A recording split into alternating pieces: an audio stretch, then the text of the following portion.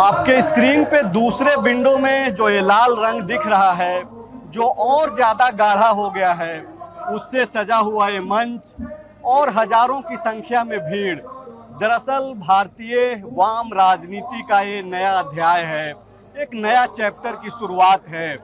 आज देश की कोयला राजधानी धनबाद में मासस जो 52 वर्षों पहले जिसका गठन डॉक्टर ए.के. राय जो झारखंड गठन के महान नायकों में अग्रणी चेहरा के तौर पे माने जाते हैं, उनकी पार्टी का आज विलय भाकपा माले में हो गया है। और इस वक्त इस ऐतिहासिक मौके पे द फॉलो अप से बातचीत करने के लिए एक्सक्लूसिवली भाकपा माले के महासचिव देश के बड़े नेता दीपंकर भट्टाचार्य जी हैं।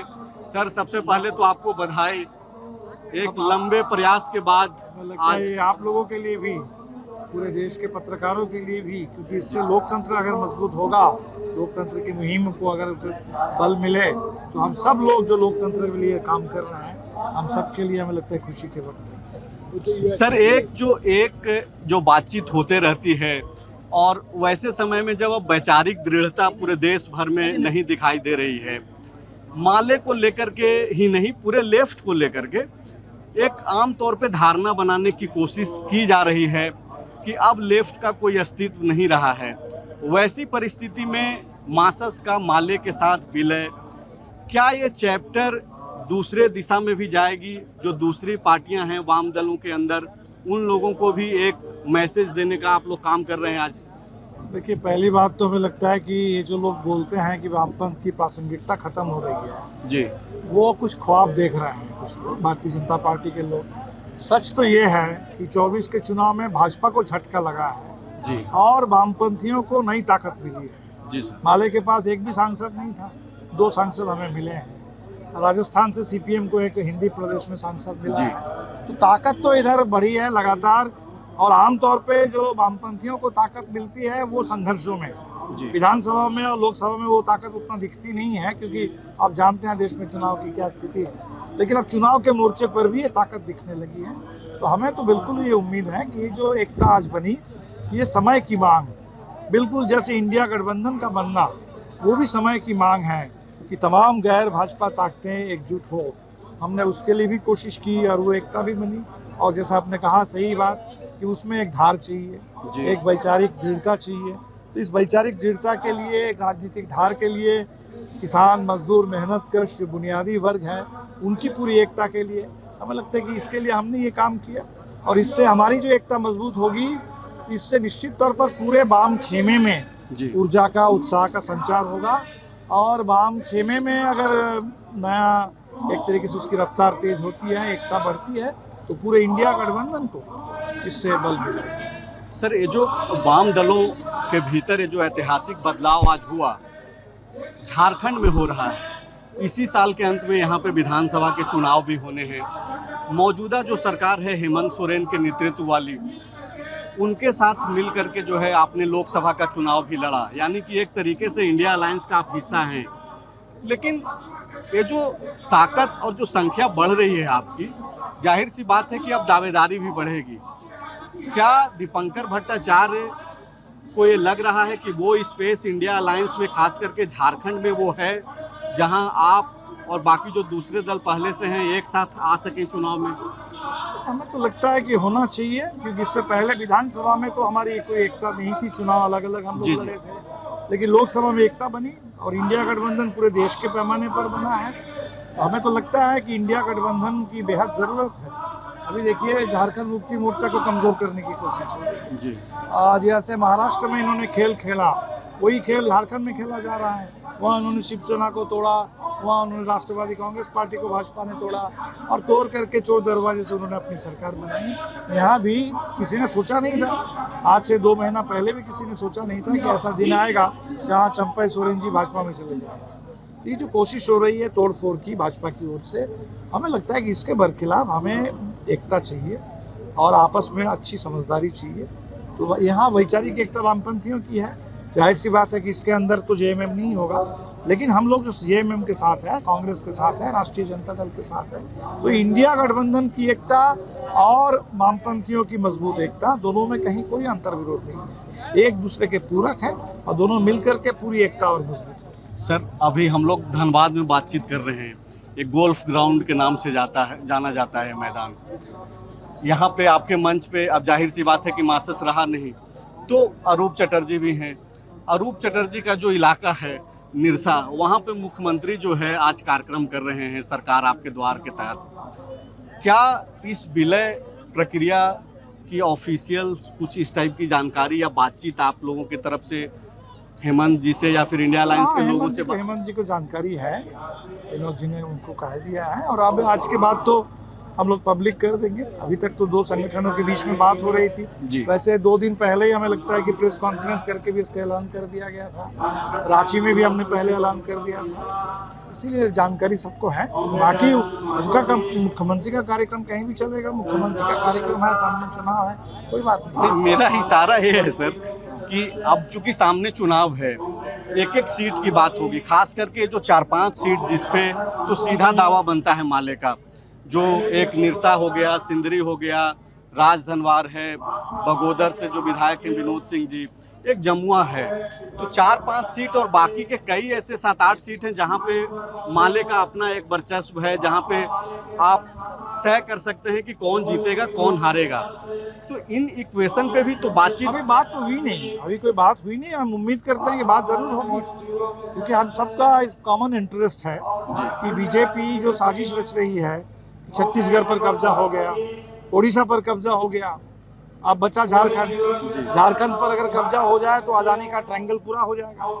तो बीजेपी अदानी का ट्रायंगल पूरा करना चाहती है, कॉर्पोरेट लूट का अड्डा बनाना चाहती है, झारखंड को सांप्रदायिक नफरत और हिंसा का प्रयोगशाला बनाना चाहती है। बाकी हम लोगों को कॉमन इंटरेस्ट है, कॉमन इरादा है कि झारखंड को हम एक तरह से बीजेपी की साजिश को यहाँ रोके, जो झारखंड का हक बनता है, सेंटर से जो मिलना चाहिए।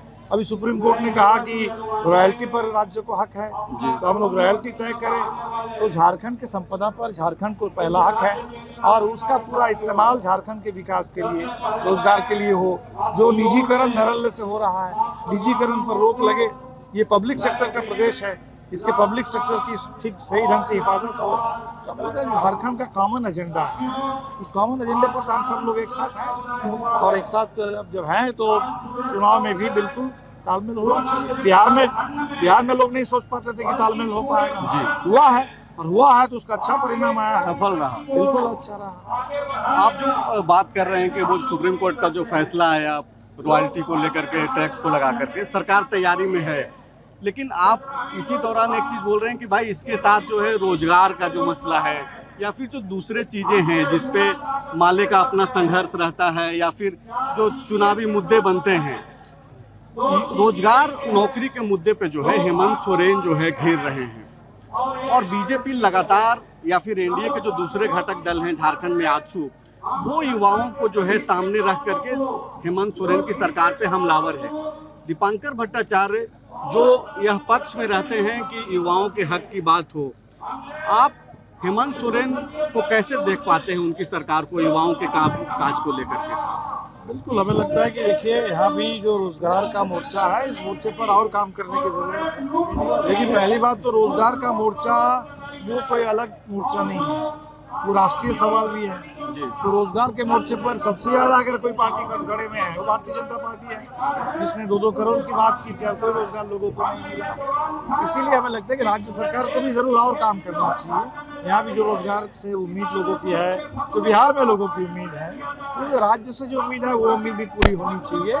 लेकिन रोजगार का बड़ा सवाल हमें लगता है कि इसमें केंद्र सरकार की पहल भी होनी चाहिए, और जिस तरीके से ये जो निजीकरण है, वो निजीकरण का रास्ता पूरे देश में रोजगार के अवसर खत्म कर। आप एक तरफ लगातार जो बड़ी पूंजी है, तो बड़ी कंपनी, बड़ी पूंजी, वहाँ कोई रोजगार मिलता नहीं। तो रोजगार के लिए छोटे मझोले उद्योग चाहिए, पब्लिक सेक्टर चाहिए, जहाँ सबसे ज़्यादा रेलवे है, सबसे ज़्यादा रोजगार मिलता रहा है, तो वो सेंट्रल गवर्नमेंट के भी इंटरप्राइजेस हैं। तो हमें लगता है कि रोजगार के लिए काम सबको करना है, और अगर राज्य सरकार का जो भी 5 साल का परफॉर्मेंस रहा, तो चुनाव है, यहाँ के नौजवानों के सामने है। नौजवान भी अपना राय देंगे। हम कहेंगे कि रोजगार के मोर्चे पर भी झारखंड को आगे बढ़ना है और आगे फिर इंडिया को मौका मिले तो निश्चित तौर पर रोजगार के मोर्चे पर भी सरकार बेहतर ढंग से प्रदर्शन करेगी। क्या दीपंकर भट्टाचार्य, ये जो बिहार में जो सीटें बढ़ी और जो आप सक्रिय चुनावी राजनीति में आए और उसका लाभ जो मिला, लोकसभा चुनाव में भी जो लाभ मिला, क्या ये भी एक वजह है कि आप हेमंत सोरेन की सरकार पे खुले तौर पे नहीं बोल पा रहे हैं कि भाई नौकरी के मसले पे जो वायदे हुए थे वो नहीं होना चाहिए, क्योंकि झारखंड में अब जबकि मासस के साथ भी विलय हो गया है और यहाँ सामने चुनाव है तो यहाँ भी संख्या बढ़ानी है, इसलिए भी आप थोड़ा खुले खुले के सवाल ही नहीं, हमने हमेशा कहा जी हेमंत सरकार के सामने भी कभी कहने में विनोद जी ने कभी छोड़ा नहीं है। जहाँ जी। जहाँ रोजगार के जो भी मुद्दे आए हैं विधानसभा में भी बात उठी है, अलग से भी बात हुई है, वो हमने कहा यही कि रोजगार के सवाल पर अगर कोई राज्य सरकार को निश्चित तौर पर राज्य में है रोजगार का सवाल तो राज्य की बात होगी, जी। लेकिन रोजगार एक राष्ट्रीय सवाल भी है जी। और इस सवाल पर सबसे ज्यादा अगर कोई कटघरे में है वो भारतीय जनता पार्टी। हमने इस बार एक सर जो पूरे झारखंड भर में एक स्कीम की चर्चा हो रही है, झारखंड मुख्यमंत्री मैया सम्मान योजना का, पहले ये 21 से 49 वर्ष तक के लिए किया गया था, मंथली 1000 रुपया देने की बात है, संभवतः आपकी जानकारी में होगी, अब उसको 18 तक कर दिया गया, यानी कि 18 से 49 तक, और उसके बाद 50 से बाकी लोगों के लिए तो ऑलरेडी पहले से स्कीम थी। शिवराज सिंह चौहान जो मध्य प्रदेश के पूर्व मुख्यमंत्री और अभी केंद्रीय मंत्री हैं, झारखंड बीजेपी के चुनाव प्रभारी बनाए गए हैं, वो यह बोल रहे हैं कि ये जो स्कीम है वो वोट लेने के लिए जो है हेमंत सोरेन चुनावी वर्ष में लेकर के आए हैं। दीपंकर जी इसको कैसे देखते हैं और ये स्कीम को आप अपने स्तर पे कैसे एनालिसिस करते हमें हैं? लगता है कि किसी भी स्कीम पर किसी का कोई पेटेंट तो है ही नहीं, जी तो ये बीजेपी वाले करे स्कीम वो स्कीम है, बाकी लोग करे तो कहते कि वो फ्रीबीज है, वो चुनाव के लिए है, ये तो गलत बात है। हमें लगता है कि ये स्कीम्स जो है वो इवॉल्व कर रही है और हमें और भी बेहतर और सही स्कीम चाहिए जहाँ जो जिनको सबसे ज़्यादा ज़रूरत है उनको मिले और सही ढंग से मिले। इसीलिए स्कीम कोई दिखावा नहीं, स्कीम तो ज़रूरत के हिसाब से है। और हमें लगता है कि अगर ये बात अगर शिवराज जी कहे जो पूरा चुनाव वो लाडली बहन के नाम पर लाडली लड़ा, बहन योजना। इसलिए वो तो झूठ है, इससे ज़्यादा बड़ा हिपोक्रेसी और क्या हो सकता है। सर, जिस चेहरे के भरोसे झारखंड में आप लोग चुनाव लड़ने का मन बना रहे हैं या फिर लोकसभा में लड़े, वो चेहरा हेमंत सोरेन है। जेल जाते वक्त उन्होंने एक फैसला लिया और वो फैसला चंपाई सोरेन के तौर पे था। चंपाई सोरेन अब जो है बीजेपी का हिस्सा हो गए हैं। दीपंकर भट्टाचार्य क्या यह मानते हैं कि हेमंत सोरेन भावुकता में या फिर जल्दबाजी में उन्होंने एक गलत डिसीजन लिया था उस वक्त? नहीं, वो तो मैं तब मानता जब अगर बीजेपी में नहीं जाते।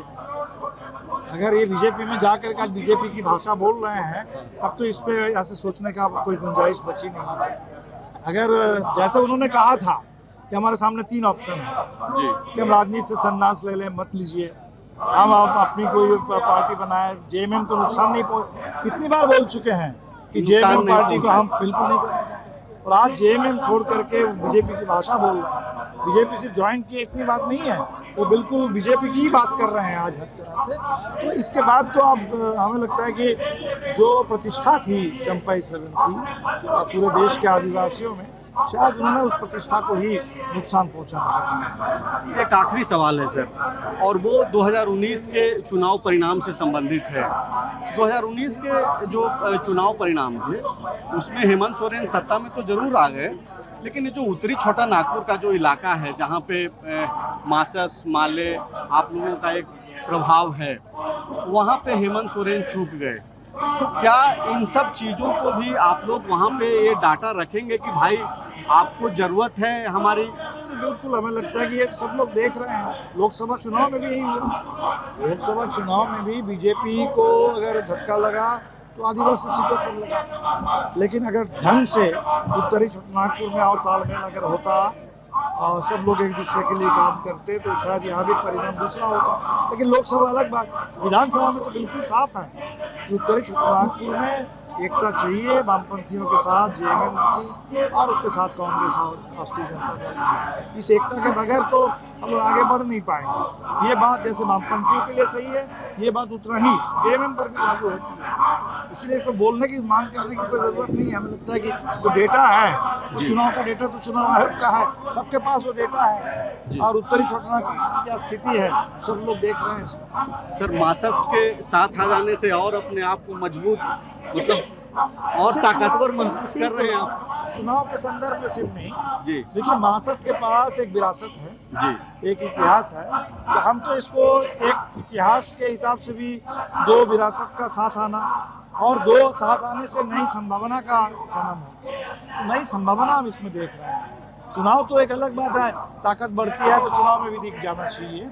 हम चुनाव के एंगल से नहीं कह, अभी जो कोयला उद्योग जिस दौर में छोटे छोटे माफिया होते थे, उन माफिया ताकतों से लड़ करके राष्ट्रीयकरण हासिल किया गया और आज पूरे देश के ऊर्जा उद्योग को अदानी के हाथों सौंपा जा रहा है। पावर सेक्टर हो, आपका कोयला हो, तो इसलिए बड़ा सवाल हमारे सामने, इतना बड़ा माफिया है, कॉर्पोरेट माफिया है। इससे झारखंड के पब्लिक सेक्टर को बचाना है, कोयला उद्योग को बचाना है, जो भी जीत हमने हासिल की थी, उपलब्धियां हैं, उन उपलब्धियों को बचाना है। इसीलिए बड़ा सवाल तो हमें लगता है कि कोयला उद्योग के लिए है, मजदूरों के लिए है और इन तमाम मोर्चे पर मासस और माले के मिलने से हमें लगता है कि ताकत बढ़ेगी, आंदोलन की गति तेज होगी और लोगों का हौसला बढ़ेगा। शुक्रिया सर, बातचीत करने के लिए। दीपांकर भट्टाचार्य जी को आप सुन रहे थे, जो यह बोल रहे हैं कि सवाल चुनाव का नहीं है, सवाल संघर्ष का है और इस संघर्ष में मासस के साथ आ जाने से माले की ताकत जो है बढ़ी है। शुक्रिया।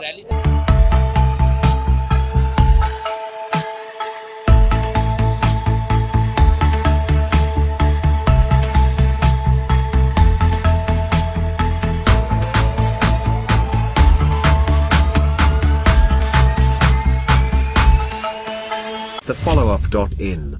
Like, share, and subscribe. www.thefollowup.in